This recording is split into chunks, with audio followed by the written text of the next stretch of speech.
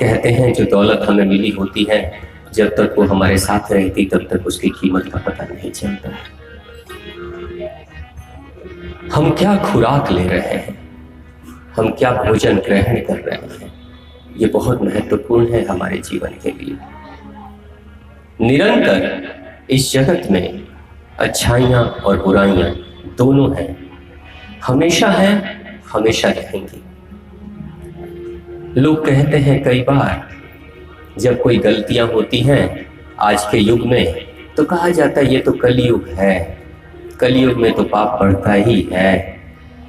सतयुग अलग था, सत्य का युग था, द्वापर अलग था, राम जी का युग था, त्रेता अलग था, कृष्ण भगवान थे वहां पे। ये तो काला युग है, ये कलयुग है।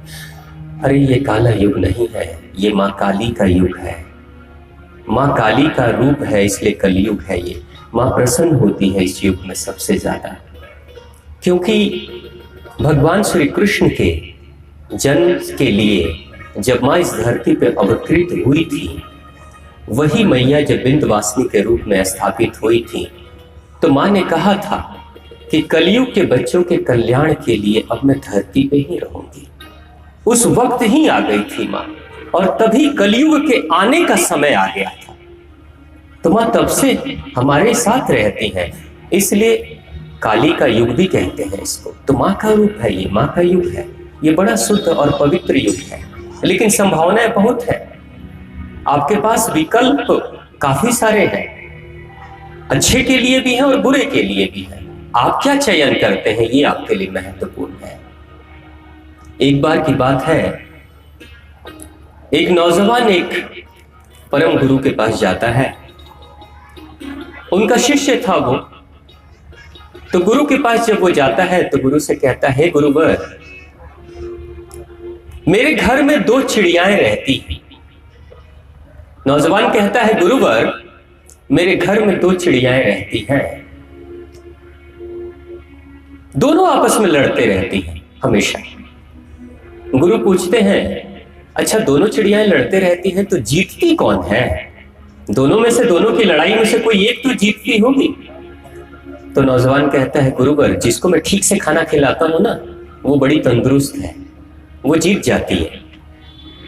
गुरु कहते हैं, बच्चे उन चिड़ियाओं ने तुम्हें कुछ सिखाया नहीं? तो नहीं, वो कहां बोल सकती है, वो कुछ कह नहीं सकती, वो क्या सिखाएगी? वो कोई इंसान की तरह पढ़ी लिखी थोड़ी है जो सिखा सकती है। तो तुम्हें कुछ नहीं सिखाया, लेकिन उन चिड़ियाओं ने मुझे तो सिखा दिया तुम्हारी बातों से। क्या गुरुवर आपने क्या सीखा? मैंने ये सीखा कि 2 की लड़ाई जब होती है तो जीतती वही है जो ज्यादा खाना खाती है, और ज्यादा तंदुरुस्त और मजबूत है वही जीतती है। तो मैंने ये सीखा कि मालिक तो तुम हो दोनों के, लेकिन जिसको ज्यादा अच्छा खुराक दोगे ना, वो हमेशा विजयी होगी, और जिसे कम खुराक दोगे वो कमजोर रहेगी और पराजित होते रहेगी। जिंदगी में भी 2 चिड़ियाएं हैं हमारी, 2 रास्ते हैं, शुभ का मार्ग है, अशुभ का मार्ग है। जिसको तुम ज्यादा खुराक दोगे वो हमेशा विजयी होगा, और जिसे कम खुराक दोगे वो हमेशा पराजित होते रहेगा। यानी शुभ और अशुभ दोनों हमेशा हमारे साथ रहते हैं। हम तो तराजू के पलड़े की तरह हैं, कभी शुभ की तरफ झुकते हैं, कभी अशुभ की तरफ झुकते हैं। तो गुरु कहते हैं कि वो चिड़ियाएं बार बार कह रही हैं, तुम्हें भी कह रही हैं, कि जीवन में तुम जिसके ऊपर ज्यादा ध्यान दोगे, खिलाने का मतलब ध्यान देना, ज्यादा भोजन कराने का मतलब बेहतर ध्यान देना, ज्यादा समय देना। अब जैसे बच्चों को कई बार शिकायत होती है, पढ़ने में मन नहीं लगता है ना, पढ़ाई में ध्यान नहीं लगता, मन नहीं लगता। क्यों नहीं लगा? इसका मतलब है कि आपने पढ़ाई में समय कम दिया। किताबें आपको देने के लिए तैयार हैं हमेशा, लेकिन एक मांग करती हैं किताबें, मुझे भी कुछ चाहिए।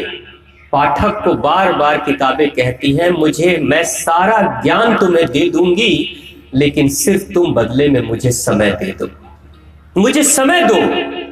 मैं पूरे के पूरे ज्ञान को तुम्हारे मस्तिष्क में भर दूंगी। लेकिन अफसोस की बात, हम समय नहीं देते, लेकिन पूरे किताबों को पी जाना चाहते हैं। यह संभव नहीं है। जब तक मांग किताब की पूरी हम नहीं करेंगे, तब तक हमारी मांग भी किताबें पूरी नहीं करती। समय किसको दे रहे हैं, खुराक किसको दे रहे हैं, ये सबसे ज्यादा महत्वपूर्ण है। अगर आपके जीवन में अच्छाइयां घट रही हैं, जीवन में अच्छाइयां हो रही हैं, इसका सीधा साफ सा गणित है, आपने अच्छाइयों को ज्यादा भोजन दिया है, ज्यादा आहार दिया है, ज्यादा समय दिया है, इसलिए आप आज अच्छे हैं।